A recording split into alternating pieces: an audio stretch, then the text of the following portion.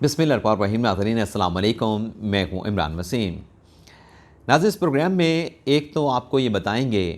कि क्या साबिक़ वज़ीर आज़म इमरान ख़ान और सुप्रीम कोर्ट ऑफ पाकिस्तान कोई जल्दबाजी कर बैठे हैं और गवर्नर पंजाब ने और पाकिस्तान तहरीक इंसाफ ने चीफ़ जस्टिस से किस मामले पर रब्ता किया है और चेयरमैन PTI इमरान ख़ान के ख़िलाफ़, जनरल बाजवा के ख़िलाफ़ किस किस्म की कार्रवाई के ख्वाहिशमंद हैं। ये तफसीलात और इसके अलावा हमारे प्रोग्राम की जो दीगर अहम ख़बरें हैं उनकी तफसीलात भी आपकी खिदमत में पेश करेंगे। तो सबसे पहले जो तहरीक इंसाफ ने चीफ़ जस्टिस से रब्ता किया है, इस ख़बर से हम अपने वीलॉग का आगाज़ करते हैं। नाज़रीन, 2 रोज़ पहले ग़ालिबन मैंने आपके साथ एक ख़बर शेयर की थी PTI के अंदरूनी मामलात के हवाले से कि जो 43 इस्तीफ़े पाकिस्तान तहरीक इंसाफ ने लाहौर हाई कोर्ट में चैलेंज किए और वहाँ से PTI को रिलीफ मिला। तो उसके बाद अब चेयरमैन PTI इमरान ख़ान ने अपने पार्टी के लोगों के साथ मुशावरत करके ये फ़ैसला किया है कि बाकी जो PTI के 35 एक और 35 दूसरे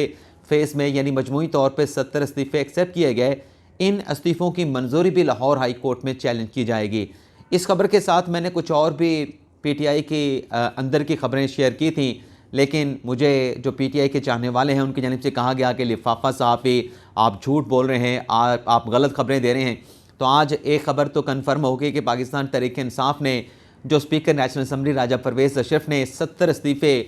इन 43 इस्तीफ़ों के अलावा जो एक्सेप्ट किए थे, उन 70 इस्तीफ़ों की जो मंजूरी का मामला है उसे लाहौर हाई कोर्ट में चैलेंज कर दिया है। ज़ाहिर सी बात है कि तहरीक इंसाफ की दरख्वास्त 70 इस्तीफ़ों की मंजूरी के ख़िलाफ़ दायर हुई है, तो इस दरख्वास्त पे फ़ैसला जो करना है वो चीफ़ जस्टिस करना है, मीर हुसैन भट्टी साहब ने करना है कि दरख्वास्त किस बेंच के सामने जो है वो समाअत के लिए मुकर्रर की जाएगी। तो देखते हैं फर्दर इस मामले पे क्या डेवलपमेंट होती है, लेकिन पाकिस्तान तहरीक इंसाफ ग़ालिबन ये चाह रही है कि उनके तमाम जो अरकान असम्बली हैं वो बहाल हों और पाकिस्तान तहरीक इंसाफ की कौमी असम्बली में वापसी हो, और उस असम्बली में वापसी जिसे इमरान खान साहब जो है वो इम्पोर्टेड हुकूमत या इम्पोर्टेड असम्बली का नाम दे रहे थे। इसके अलावा नाज़रीन, गवर्नर पंजाब मियाँ बलीगो रहमान साहब ने भी लाहौर हाई कोर्ट के चीफ़ जस्टिस से रिजू कर लिया है। चंद रोज़ पहले या एक हफ़्ता पहले जो लाहौर हाई कोर्ट का फ़ैसला है जिसमें इलेक्शन कमीशन को हुक्म दिया गया कि आप गवर्नर के साथ मुशावरत करें और इलेक्शन की तारीख का ऐलान करें। इसके बाद इलेक्शन कमीशन ने इजलास बुलाया, गवर्नर पंजाब ने गवर्नर हाउस में इजलास बुलाया और उसमें अल्टीमेटली फ़ैसला ये किया गया कि जो लाहौर हाई कोर्ट का फ़ैसला है उसमें एक इबहाम मौजूद है। तो गवर्नर साहब ने कहा था कि वो कानूनी रास्ता अख्तियार करेंगे। कल भी जब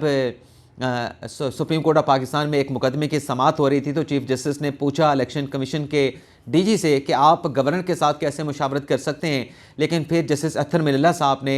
रिमार्क्स दिया कि ग़ालिबन जो लाहौर हाई कोर्ट का हुक्म है उस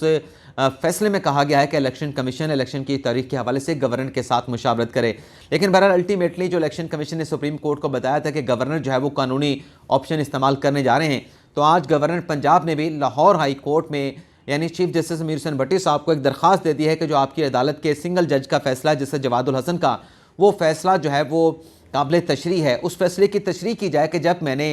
पंजाब असम्बली की तहलील करने की जो समरी है उस पर दस्तखत नहीं किए तो मैं तारीख कैसे दूँ। मुझे तारीख देने का मेरा कोई जवाज़ बनता नहीं। अगर मैं जो समरी थी उस पर दस्तखत करता तो फिर मुझसे तारीख ली जाती। तो इस फैसले की तशरीह कर दें कि अगर असम्बली तहलील करने की जो समरी थी उस पर मैंने दस्तखत नहीं किए तो फिर अब तारीख किसने देनी है, मैंने देनी है या इलेक्शन कमीशन खुद से इलेक्शन की तारीख का तयन करेगा। तो ये एक PTI की और एक गवर्नर पंजाब की दरख्वास्तें जो हैं वो लाहौर हाई कोर्ट में दायर कर दी गई हैं। इसके अलावा नाजरीन, जो जल्दबाजी का मैंने टाइटल दिया अपने थंबनेल के ऊपर, एक तो नाजरीन आज सुप्रीम कोर्ट ऑफ पाकिस्तान के 3 रुकनी बेंच जिसकी सरबराही जस्टिस इजाजुल हसन साहब कर रहे थे, इस बेंच के सामने CCP लाहौर गुलाम महमूद डोगर के जो वैसे तो उनकी तैनाती का मामला है ये पहले से चला आ रहा था, लेकिन उसके बाद जब निगरान सेटअप बना तो निगरान सेटअप की जानिब से गुलाम महमूद डोगर साहब को जो है वो ट्रांसफ़र कर दिया गया। लेकिन ये ट्रांसफ़र के मामले का भी सुप्रीम कोर्ट ने नोटिस लिया और आज chief election commissioner Sikandar Sultan Raja साहब को ज़ाती हैसियत में बुलाया गया। और जब सिकंदर सुल्तान राजा अदालती वक्फे के बाद अदालत के तलब करने के ऊपर पेश हुए तो उसके बाद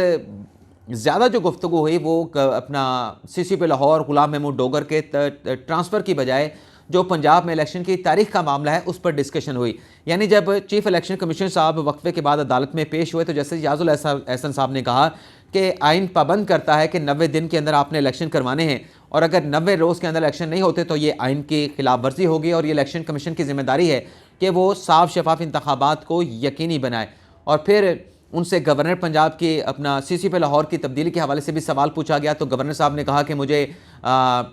निगरान हुकूमत की तरफ से लिखा गया था, मेरे साथ ज़बानी रब्ता भी हुआ और तहरीरी तौर पर भी मुझे कहा गया। तो CCP लाहौर को जब ट्रांसफ़र कर दिया गया तो अदालत की तरफ से कहा गया कि आपने हमारे हुक्म की खिलाफ वर्जी की है, आप ये कैसे कर सकते थे। तो चीफ इलेक्शन कमीशन ने अदालत से कहा कि देखें, मेरे साथ जो कन्वर्सेशन हुई, जो ख़त किताबत की गई, उसमें कोई सुप्रीम कोर्ट के अहकामात का जिक्र नहीं किया गया और मैं आइन के ने मुझे अख्तियार दिया है कि मैं निगरान सेटअप के दौरान जो है वो ट्रांसफ़र पोस्टिंग में मेरा जो रोल है वो इलेक्शन कमीशन का जो है वो आइन में डिटरमिन कर दिया गया है। लेकिन फिर अदालत ने उनसे पूछा कि आप तारीख क्यों नहीं दे रहे, इलेक्शन की तारीख का ऐलान करें। तो चीफ इलेक्शन कमिश्नर साहब ने अदालत से कहा, अच्छा ये जो मैंने थंबनेल पे लिखा कि जल्दबाजी सुप्रीम कोर्ट कर बैठी, तो मेरी नज़र में जब यह मुकदमा गुलाम महमूद डोगर के ट्रांसफ़र पोस्टिंग से मुतल्लिक था तो आज की अदालती कार्रवाई को और जो chief election commissioner Sikandar Sultan Raja को बुलाया गया था, आज की अदालती कार्रवाई को इसी मामले तक महदूद रखते और इसमें जिस तरीके से इलेक्शन की तारीख पे बात की गई कि 90 रोज़ के अंदर इलेक्शन ना हुआ तो आइन की खिलाफ वर्जी होगी और इलेक्शन कमीशन पे जिस तरह से रिमार्क्स दिए गए, और बल्कि एक मौके के ऊपर तो जब चीफ इलेक्शन कमीशन ने अदालत से कहा कि देखें मुझे तो काम नहीं करने दिया जा रहा, मैंने जो लाहौर हाई कोर्ट है उससे आरओज़ मांगे, मुझे आरओ देने से इनकार कर दिया गया, हुकूमत ने फ़ंड देने से इनकार कर दिया, फ़ौज ने सिक्योरिटी एहलकार देने से इनकार कर दिया, तो मेरे जो अख्तियारात हैं उस पर जो है वो करटेल किया जा रहा है, उस पर कट लगाया जा रहा है ताकि मैं किसी तरीके से अपनी जो जिम्मेदारियाँ हैं वो सरअंजाम ना दे सकूँ। और फिर उन्होंने कहा कि आइन जो है वो बड़ा वाज़ेह है कि जो इलेक्शन की तारीख है वो गवर्नर ने देनी है। अब गवर्नर साहब ने कहा कि ये कह रहे हैं कि मैंने क्योंकि असम्बली तहलील करने की समरी पे दस्तखत नहीं किए तो मैं तारीख कैसे दूं। तो जस्टिस मज़ार अली नकवी साहब बड़े बरहम हुए अपना सिकंदर सुल्तान राजा साहब पे, और मज़द जज साहब ने उनसे ये कहा कि हम आपको 10 मरतबा समझा चुके हैं, आप हमारी बात को समझ नहीं रहे। और फिर जस्टिस इजाज़ुल हसन साहब ने भी कहा कि आप जब गवर्नर तारीख नहीं दे रहे तो बॉल आपकी कोर्ट में है, आप इलेक्शन की तारीख दे दें और आप अपनी आइनी जिम्मेदारी पूरी करें तो अदालत भी जो है ये अदालत भी आपके जो है वो पीछे आपको सपोर्ट करेगी, आपके पीछे खड़ी होगी। तो सिकंदर सुल्तान राजा साहब ने कहा कि मैं तारीख नहीं दे सकता, मैं तारीख नहीं दे सकता क्योंकि ये आइन के तहत जो है या तो सदर ने तारीख देनी है या फिर गवर्नर ने तारीख देनी है। तो ये जो डिस्कशन मजमूई तौर पर हुई, क्योंकि अदालत ने फिर चीफ इलेक्शन कमिश्नर से मौक़िफ़ के बाद जो उन्होंने अदालत में बयान दिया, उन्होंने कहा कि आपकी जो भी इदारों के साथ ख़त किताबत हुई है उसकी तफसीलात अदालत में पेश कर दें, उसका हम जायज़ा लेंगे कि हम देखेंगे कि इलेक्शन कमीशन को इलेक्शन कराने में 90 दिन के अंदर इलेक्शन कराने में क्या मुश्किलात दरपेश हैं। अब यहाँ पे जो मैंने जल्दबाजी लिखी कि जब इस किस्म की कार्रवाई एक गैर मुतल्लका चीज़ एक और केस के अंदर डिस्कस हो रही होती है तो फिर सोशल मीडिया के ऊपर सुप्रीम कोर्ट को क्रिटिसाइज़ किया जाता है कि देखें इमरान खान ने तो कोई पटिशन दायर नहीं की, पाकिस्तान तहरीक इंसाफ सुप्रीम कोर्ट में नहीं की, लेकिन वहाँ पर बैठे जज साहबान है वो आइन की अपना इलेक्शन की तारीख के हवाले से सवालात कर रहे हैं। लोग समझे न समझे लेकिन क्रिटिसाइज़ जो है वो करना शुरू कर देते हैं। अब अगर यही मामला था, अगर इलेक्शन की तारीख अदालत ये समझ रही है कि आइन की वायलेशन हो रही है, 90 दिन के अंदर इलेक्शन होना चाहिए, ये आइनी मैंडेट है, तो एक इस्लामाबाद हाई कोर्ट बार की पटिशन सुप्रीम कोर्ट में आ चुकी है, उससे इंटरटेन कर लें, उसे समाअत के लिए मुकर्रर कर दें, उस पर बेंच बना के फिर आप चीफ इलेक्शन कमिश्नर से सवाल पूछेंगे तो फिर मेरे ख्याल से सुप्रीम कोर्ट के ऊपर कोई जिस तरीके से आज तनकीद की गई है वो गालिबन वो तनकीद नहीं होती जो आज की जा रही है। और ये मैं जो बात कर रहा हूँ क्योंकि हमने सुप्रीम कोर्ट के साथ 12-13 साल की हमारी वाबस्तगी है, तो जब ये सोशल मीडिया के ऊपर इस तरह की चीज़ें होती हैं और सुप्रीम कोर्ट को क्रिटिसाइज़ किया जाता है, मौजूद जज साहबान को क्रिटिसाइज़ किया जाता है, तो ये चीज़ें सुन के देख के हम अंदर से कोड़ने लगते हैं कि ये इस तरीके से होना नहीं चाहिए था। तो अगर सुप्रीम कोर्ट ये समझती है तो पटिशन आ चुकी है, इस्लामाबाद हाई कोर्ट बार की पटिशन है, आप उसको एंटरटेन करें, उसको टेकअप करें और फिर आइन और कानून के मुताबिक जो फैसला बनता है बिल्कुल सुप्रीम कोर्ट फैसला देने की मजाज है। और फिर इसके बाद आप ये देखें कि अगली जो खबर डेवलपमेंट हुई है, इमरान खान साहब को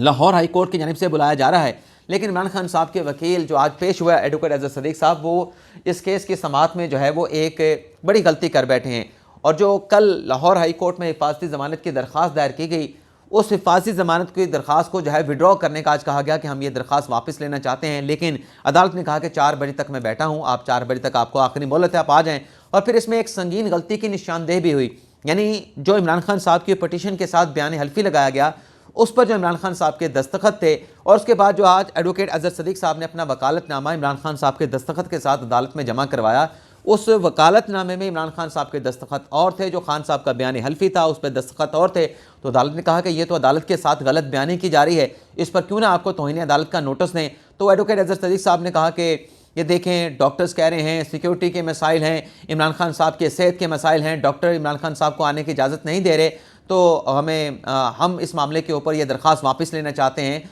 और अपना इस्लामाबाद हाई कोर्ट से रजू करना चाहते हैं। और जब हम ये वीलॉग रिकॉर्ड कर रहे हैं तो पाकिस्तान तहरीक इंसाफ ने इमरान खान साहब के हिफाजती ज़मानत के लिए, बल्कि इंसदाद दहशतगर्दी के फैसले के खिलाफ ज़मानत के लिए इस्लामाबाद हाई कोर्ट से रजू भी कर लिया है। लेकिन यहाँ पे जो सवाल है कि इमरान खान साहब क्या इसी तरीके से कानून की बालादस्ती को, आइन की हुक्मरानी को यकीनी बनाएंगे कि अदालत बुलाती है। माजी में हमने देखा कि खान साहब के सियासी मुखालफिन जो है वो अदालतों में पेश होते रहे, कोरोना की वबा के दौरान पेश होते रहे, हालांकि वो कहते रहे कि वो एजेड हैं, वो बीमार हैं, बहुत सारी बीमारियों में मुब्तला हैं, लेकिन अदालतें बुलाती थी, वो पेश होते थे। लेकिन खान साहब बिल्कुल पेश नहीं हो रहे। खान साहब ये कहते हैं कि डॉक्टर्स जो है वो उन्हें कह रहे हैं कि आप अलील हैं, आप रेस्ट करें। लेकिन अगर रेस्ट करने वाली बात है तो रोज़ाना की बुनियाद के ऊपर खान साहब वीडियो लिंक के जरिए खिताब करते हैं। इससे भी मैसेज आता है कि खान साहब जमान पार्क में बिल्कुल सेहतमंद हैं, रोबे सेहत भी हो रहे हैं, लेकिन अदालतों के सामने जो है वो इमरान खान साहब जो है वो पेश नहीं होना चाह रहे। और गालिबन यही वजह है कि ये एक प्रेशर जो है वो अदालतों के ऊपर डेवलप हुआ है कि इमरान खान साहब को अदालतें जो है बहुत ज़्यादा रिलीफ देती हैं, इमरान खान साहब पेश नहीं होते। अच्छा, यहाँ पे एक और डिस्कशन भी है कि माजी में कुछ सियासी रहनुमाओं को अदालतों में पेश हुए बगैर जो है वो ज़मानतें मिली थी, वो बैरून मुल्क थे, लेकिन यहाँ पे उन्हें ज़मानत दी गई। तो वो उन लोगों का मामला था जो बैरून मुल्क बैठे हुए थे और वो एयरपोर्ट पे उतर कर उन्हें खदशा था कि कहीं गिरफ्तार न कर लिया जाए, तो वो उन्हें राहदारी एक बेल दी गई थी। लेकिन यहाँ पे जो मामला है, इमरान खान साहब की जो ज़मानतें मनसूख हुई हैं वो इसी बुनियाद पे मनसूख हुई हैं, दहशतगर्दी की अदालत से इमरान खान साहब की ज़मानत इस बुनियाद पे मनसूख हुई है कि अदालत ने बुलाया तो इमरान खान साहब पेश नहीं हो रहे। तो ये इस तनाज़ुर में इस मामले को देखा जाए, इस मामले का उस मामले के साथ जो फैक्ट्स हैं वो उससे बहुत ज़्यादा मुख्तलिफ हैं। लेकिन पहले देखते हैं, जब हम वीलॉग रिकॉर्ड कर रहे हैं तो खान साहब को अपना 4 बजे जो है वो मौका दिया गया है, तो तकरीबन जो है वो 3:40-45 हो चुके हैं। और गवर्नर वो जो पटिशन जब इसका मैं जिक्र कर रहा था वो इस्लामाबाद हाई कोर्ट में जो है वो दायर की जा चुकी है। इसके अलावा नाज़रीन, जो मज़ीद खबरें हैं उसमें आपको बता दें कि उस्मान बुज़दार साहब को नैब ने कल नोटिस किया था, 16 फरवरी को बुलाया था। अब उनकी ज़मानत जो है वो 27 फरवरी तक है, उनकी गिरफ्तारी को अदालत ने रोक दिया है। फ़ारूक हबीब साहब ने, जिनके खिलाफ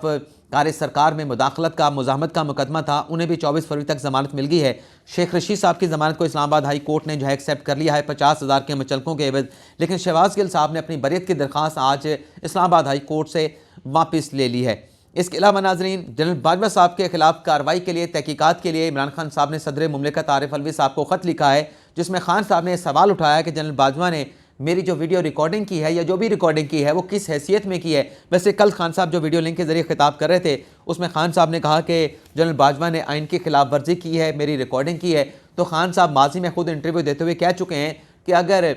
इदारे मेरी ऑडियो वीडियो रिकॉर्ड करते हैं, मेरी